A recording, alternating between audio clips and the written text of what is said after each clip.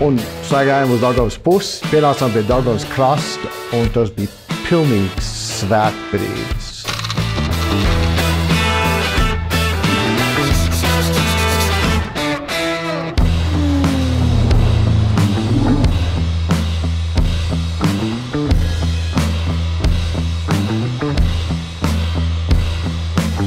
Hello Latvia, welcome to the Shaw Classic 2023.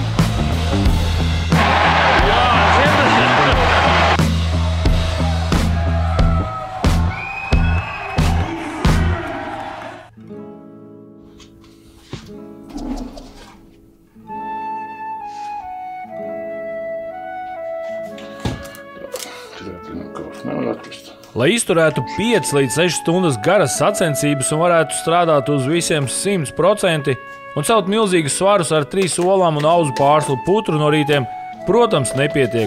Tādēļ ir papildus jāuzņem ogļhidrāti un minerāļi, kas visas dienas laikā tev palīdzēs atjaunoties pēc šīm smagajām slodzēm un atļaus cīnīties ar pasaules top atlētiem vienā līmenī.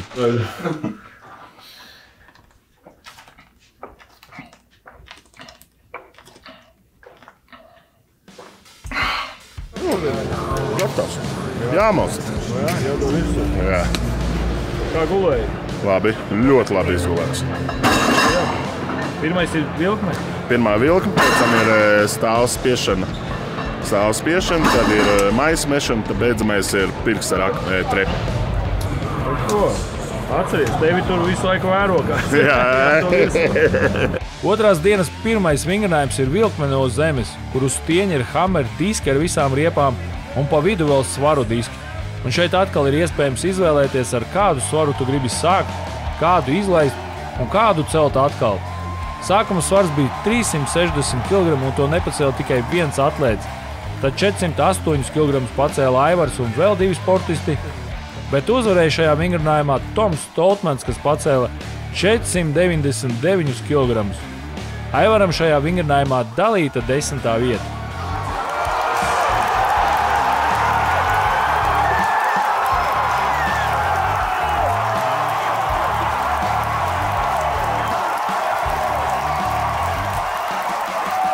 Pateikt par sacensībām.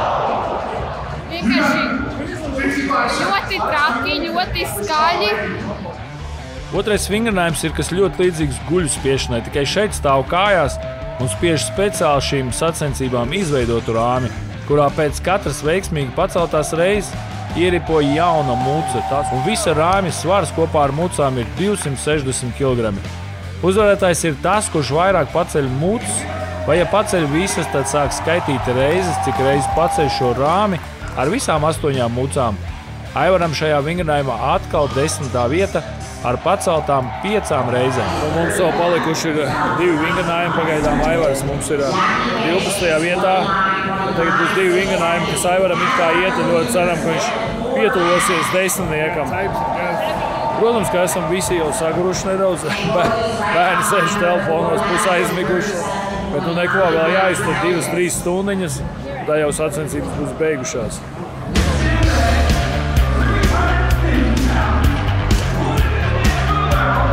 Trešais vingrinājums ir maisu mešana pāri 4,5 metru augstam rāmim. Kopā ir 8 maisi, sākot no 20 un beidzot ar 35 kg. Uzvarētājs ir tas, kurš pārmet visus 8 maisus pēc iespējas ātrāk. Aivars pārmet 4 maisus un ierindojas 12. vietā, bet uzvar šajā vingrinājumā Toms Stoltmans.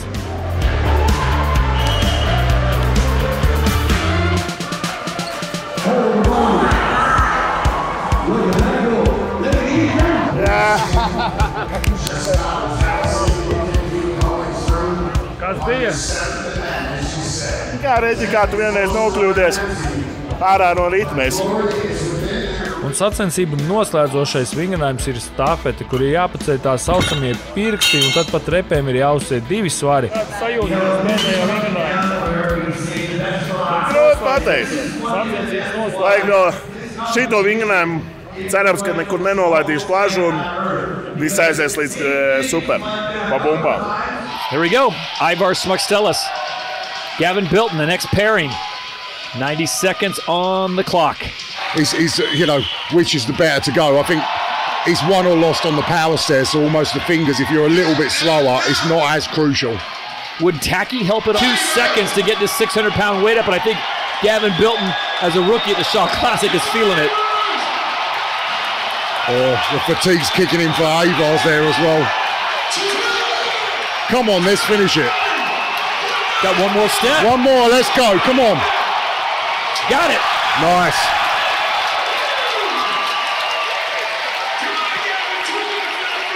It's got to be all the way on.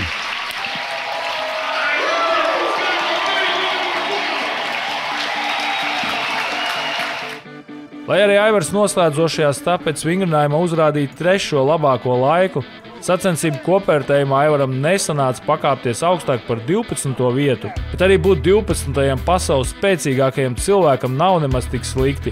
Un pats galvenais, ka sacensības izturētas godam un bez traumām, un Aivars var turpināt savu spēka vīru sezonu. Šo sacensību uzvarētājs ir arī sacensību organizators Brians Šovs, kam šīs sacensības bija noslēdzošās viņa karjerā.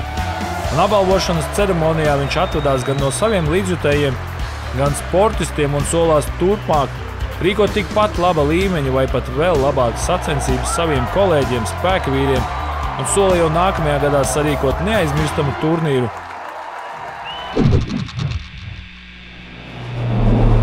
Labrīt no rītā. Šodien mums ir pirmdiena, mums ir beigušās sacensības.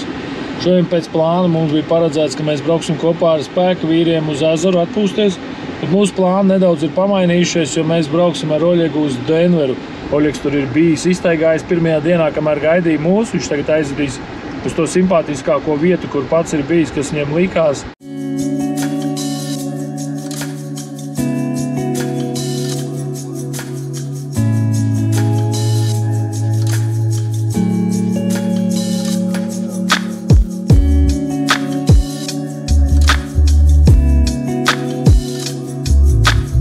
Pastījāmies nedaudz kopā Denveru, sapratām, ka Denver ir vienkārši tā kā īsta darba pilsēta. Visi lielie tie centri, kas ir, tie ir vairāk tādas ofisu telpas, uzbraucām vienā 53. stāvā, bet uz riņķu visur bija tikai ofisi.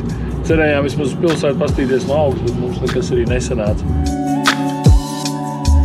Denver ir Kolorādo štata administratīvais centrs. Tā ir arī štata visapdzīvotākā pilsēta, un pilsētā dzīvo aptuveni 620 000 iedzīvotāji, bet pieskaitot visus piepilsētas rajonus, iedzīvotāju skaits sasniedz 2,6 miljonus.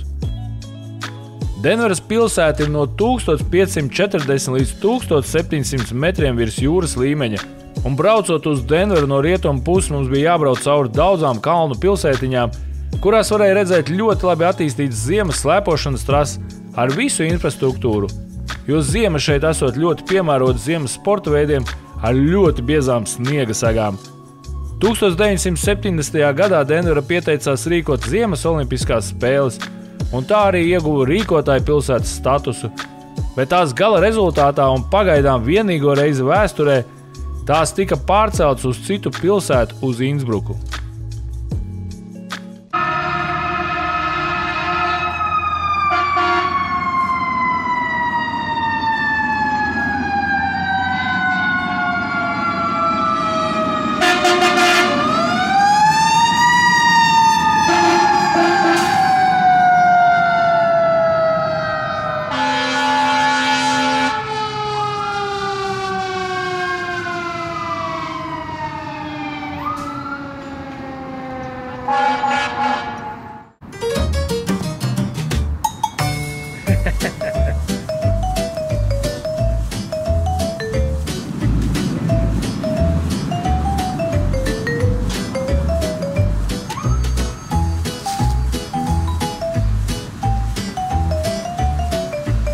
Skaties, kā ģasta kustina.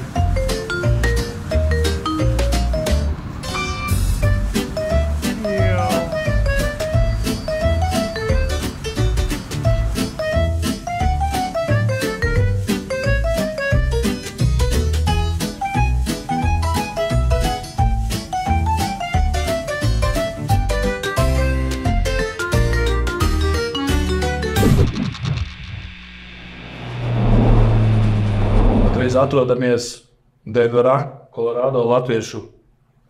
Kultūras centrā. Kolorādo latviešu kultūras centrā. Kolorādo Tieši latviešu tā. kultūras. Jā. Patreiz mēs atrodamies Denverā, Kolorādo latviešu kultūras centrā. Un ļoti liels prieks, ka jūs mūs uzņēmāt. Mēs pēdējā brīdī īstenībā saņēmām vēstuli, kad mūs gatavi ir uzņemt. Protams, kā tu mūsu raidījumā ceļot bez robežām, bez satikšanās ar latviešiem, kas dzīvo tiešām ārzemē.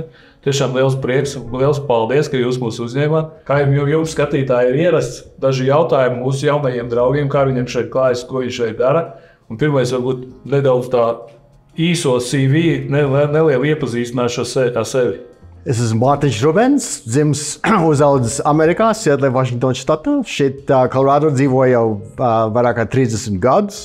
Es biju draudzes mācītājs šeit 20 gadus, tagad draudzes priekšnieks, citādi strādāju dienas darbu, par inženieris, elektroinženieris. Un darbojos šeit latviešu kultūrā. Es pats uzaugu latviešu sabiedrībā, gāju latviešu skolā, dejoju tautas dejas, dziedāju korī. Un tā nu mēs te turpinam to pašu. Liels paldies par uzaicinājumu. Mani sauc Baiba Sisko. Esmu dzimusi Siguldā, Latvijā. Esmu Amerikā jau 22 gadus un atbraucu ar turības palīdzību. Mācījos turībā, turisma fakultātē un atbraucām uz Bradmūras viesnīcu Kolorādo Springsā. Esmu vienmēr bijusi Kolorādo un atvēru restorānu. Un man bija franču restorāns gandrīz 10 gadus, un tagad es esmu nomainījusi karjeru un esmu kibertehnikā. Varbūt nedaudz sīkāk, priekš manis tas tāds jauns parasti kiberuzbrukumi, kas notiek internetā. Kibertehnika tad ir, kas palīdz tiem kiberuzbrukumiem? Palīdz, nē, bet arī aizsargā. Tas ir cybersecurity. Un tas ir ļoti izplatīts šeit, Amerikā. Vienkārši man varbūt arī mazliet gribējās atpūsties no cilvēkiem un strādāt ar kompjuteriem, bet es sapratu, ka arī strādājot ar kompjuteriem, tev vienmēr būs jāstrādā ar cilvēkiem. Sanāk muki no cilvēkiem? Jā, tā arī ir. Bet esi iepriecējusies šeit Amerikā? Jā, esmu iepriecējusies Amerikā. Man vīrs ir no Teksasas. Viņu sauc Ādams. Jau esmu kopā ar viņu 8 gadus un esam precējušies 3 gadus. Bērni vēl nav, kā saku. Mārtiņ, varbūt tām pastāstīja, kā tu uztver to, ka tu runā latviski, dziedi latviešu valodā. Viss, kas tev saistīts ar Latviju un tavs tas pozitīvais un optimistiskais un tavs patriotiskais latvietisms, kā šeit Amerikā tev viņš noturās. Jā, man vecāki izceļoja no Latvijas Otrā pasaules kara beigās. Nodzīvoja 5 gadus Vācijā, tajos saucamās dīpīšu displaced persons nometnēs, un tad viņi bija amerikāņu zonā, tā kā viņi izceļoja uz Ameriku. Daudziem tādiem trūka Latvija, trūka latviešu sabiedrība, un viņi zināja, ka viņiem jāuztur šī kultūra, jāuztur valoda, jāmāca bērniem par Latviju, tā kā organizēja latviešu skolas, tur mēs mācījāmies gramatiku un geogrāfiju un vēsturi un tautas dziesmas un tautsdejas dejojām. Bet mērķis bija uzturēt šo kultūras bagātību, kas mums ir. Padaļai, jo mēs dzirdējām, ka Padomju Savienība ļoti centās pārkrievot Latviju. Un mēs to, tas ir man vecāku gadgājumu cilvēki, uzskatīt to, ka mūsu svētu uzdevumu taupīt šo kultūru, jo varbūt tā zudīs visā Latvijā. Tā jau, paldies Dievam, neiznāca. Un man latviešu skolas skolotāji man sacīja, tev būs apprecēt latvieti. Un tā jau iznāca, man sieva ir latvieti. Vai cik bija viegli vai grūti iedzīvoties Amerikā? Bija viegli un arī bija grūti. Protams, ir tas, kā mēs saucam, cultural shock, kad pat arī mēs reiz sakam, ka te nav kultūras, bet pašam ir jāatrod sava kultūra. Un tā kā Mārtiņš saka, tas ļoti palīdz, ka mēs kā latvieši varam sanākt un ir tas mūsu mazā Latvija šeit, jo man pieņemsams var pateikt, ja nebūtu šā kultūras centra, varbūt es arī pat aizbrauktu uz Latviju atpakaļ, jo pietrūks. Piemēram, tu ātri atradi uzreiz šo centru. Piemēram, atbraucot, tu zināji, jāatrodas pirms amerikāņi, tad es būšu gandrīz kā savās mazajās mājās. Bet tomēr pagāja kāds laiks, kamēr tu uzmeklēji. Jā, pagāja kāds laiks, es dzīvoju Colorado Springsā 8 gadus, un no Colorado Springs tas ir stundas brauciens. Varbūt nebija tā laika tik braukāt pa stundu tur šurp, bet man bija restorāns, strādāju 14 stundas dienā, un kaut kā man vispār tikai darbs bija. Un tagad, kad man ir dzīve, ka es varu dzīvot dzīvi un to, kā saucās, work and life balance, arī esmu šeit vairāk iesaistījusies. Mēs rīkojam pasākumus, un tas tiešām man dod tādu mīļu sajūtu, kad es kaut kur piedaru. Jo tāpēc, kad ļoti grūti, kad esi nodzīvojis 20 gadus Amerikā, citreiz tāda sajūta, kur es piedaru. Vai es piedaru Amerikai, vai es piedaru Latvijai.